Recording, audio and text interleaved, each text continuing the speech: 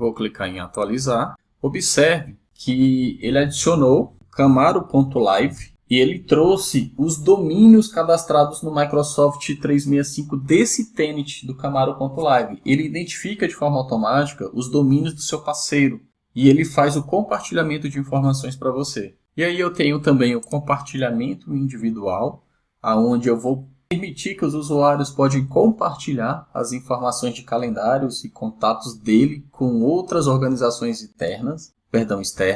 Por default, eu já tenho uma regra definida, que é a política de compartilhamento padrão. Para editar essa política, eu posso gerenciar o nome da política, eu posso gerenciar os domínios. Quando eu clico em gerenciar o nome da política, ele me dá a opção de eu alterar o nome dessa política, e quando eu clico em gerenciar domínios, ele vai me dar a opção das regras de compartilhamento. E aí ele exibe as informações da política de compartilhamento que eu tenho como padrão. Eu tenho aqui quais são os domínios. Então eu tenho anônimos e compartilhar com todos. Em anônimos, ele vai compartilhar o calendário com informações de disponibilidade, assunto, local e título. E em compartilhar com todos os domínios, ele vai compartilhar o calendário somente com as informações de disponibilidade. Essa opção aqui, ela é válida apenas quando o usuário faz compartilhamento do seu calendário individualmente. Ou seja, se o Douglas quer compartilhar um determinado calendário com o usuário x@camaro.live, ele vai lá e faz o compartilhamento. Não é a minha toda a organização, mas o calendário individual daquele usuário. Eu posso adicionar mais regras a essa regra de compartilhamento. Então eu clico em especifica o domínio e compartilho informações. E ele abre a tela para eu adicionar regras. Então eu tenho compartilhar com todos os domínios, compartilhar com um domínio específico e as minhas opções de compartilhamento. Eu posso compartilhar a pasta do calendário e também a pasta de contatos. Então, esses são os compartilhamentos que eu consigo fazer a nível de organização e definir também a política de compartilhamento do meu usuário no que diz respeito ao Exchange Online. Ainda aqui em organização, eu tenho suplementos. Aqui eu tenho uma informação dizendo que esse recurso também está disponível no novo centro de administração do Exchange, a gente já está nele. E a gente também tem a página de suplementos. Eu acredito que a Microsoft ainda está melhorando essa página. Até o momento da gravação dessa aula, você pode ver que ele está cheio de informações, né? Se a gente vem aqui no portal clássico, a gente tem aqui a opção ainda de suplementos, também funcionando.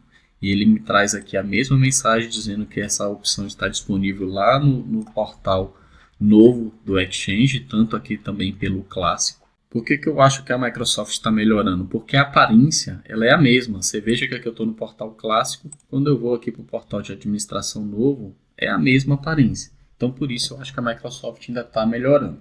Em suplementos, eu consigo habilitar para todos os meus usuários do Exchange Online alguns suplementos que a Microsoft disponibiliza. Eu tenho o suplemento do Big Maps, que ele identifica um endereço no rodapé do e-mail, e se você clicar, ele abre um localizador e você consegue traçar uma rota para esse endereço. Cancelar a assinatura, você consegue cancelar a assinatura de newsletter e de algum spam que você está recebendo.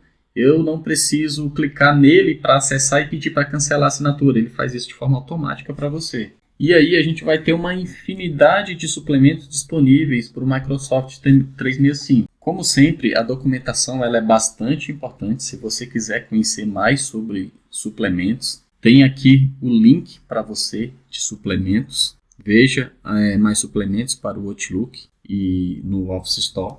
Quando eu clico, ele abre um repositório de suplementos e você pode baixar um suplemento e disponibilizar isso para os seus usuários.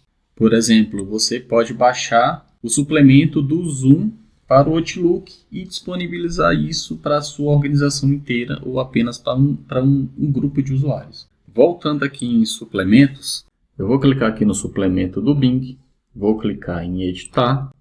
Eu posso habilitar o padrão, ou seja, quando o usuário entrar no Outlook, ele vai ter esse suplemento disponível lá no Outlook dele. E se o usuário quiser, ele pode desabilitar esse suplemento. Eu posso deixar habilitado por padrão, desabilitado por padrão, e aí eu uso essa opção de desabilitado por padrão, o usuário vai precisar entrar no AWA e ele mesmo vai habilitar o suplemento, se ele quiser habilitar. E eu também posso deixar obrigatório, sempre habilitado, e aí os usuários não conseguem desabilitar esse suplemento. E essas configurações vão funcionar para qualquer suplemento que você quiser. Eu vou clicar em cancelar. Veja que, partindo agora aqui para o portal clássico, eu vou clicar aqui em proteção. Essa configuração de proteção a gente não tem no portal de administração do novo Exchange Online. Esse recurso ele foi movido para o Microsoft Defender. E veja que aqui ele vai me direcionar para a página de anti-malware. Eu vou clicar em anti-malware. Ele vai me direcionar. Ele está abrindo.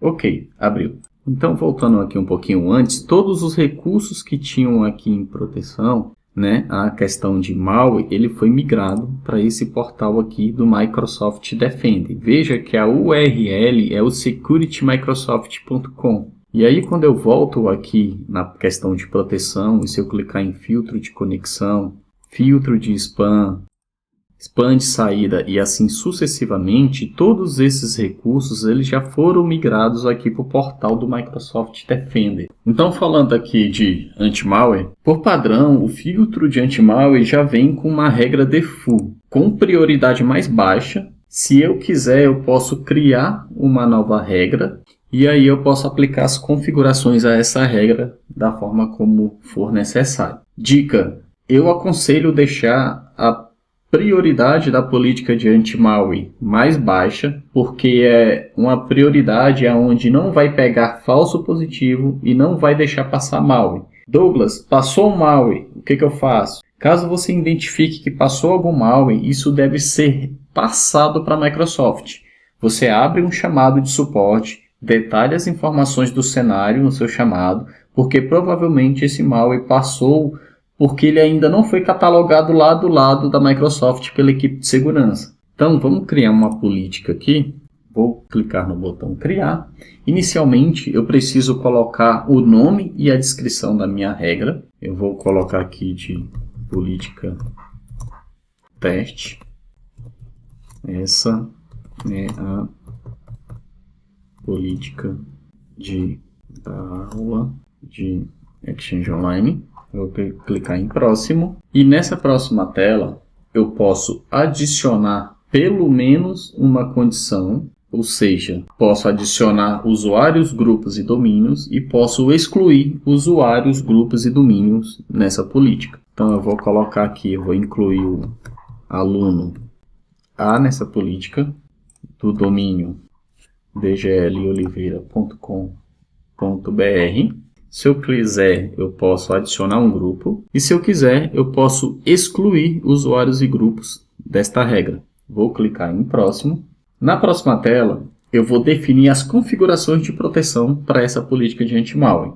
Então, ele começa criando filtros de tipo de anexo comum. Então, você vai poder ativar esse recurso para bloquear tipos de anexos que podem comprometer a máquina do usuário.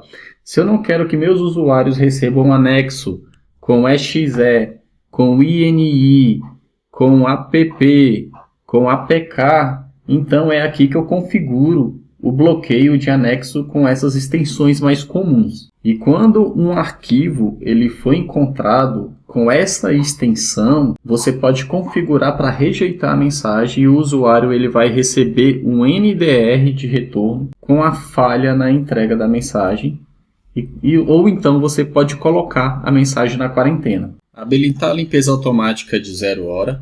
Essa configuração coloca em quarentena as mensagens que contêm malware após as mensagens terem sido entregues às caixas de correio do Exchange Online. Em política de pôr em quarentena, os usuários não podem liberar o seu próprio malware ou mensagens de phishing. Aqui você pode configurar permissões para que seus usuários solicitem que uma mensagem seja liberada da quarentena. E aí eu vou colocar o link da documentação para você ficar disponível aqui no curso. Agora, é importante saber que se o usuário solicitou para a mensagem ser entregue, uma mensagem que está lá na quarentena, né, a permissão para liberação de mensagens em quarentena ela vai ser ignorada para mensagens com malware detectado. E aí o usuário ele vai receber um retorno à solicitação de liberação. Em notificações, eu tenho as notificações de administrador, e eu posso personalizar as notificações de administrador. Eu coloco o e-mail do administrador para que ele seja notificado quando o malware foi detectado. Para isso eu clico aqui na opção e ele vai me pedir qual é o e-mail.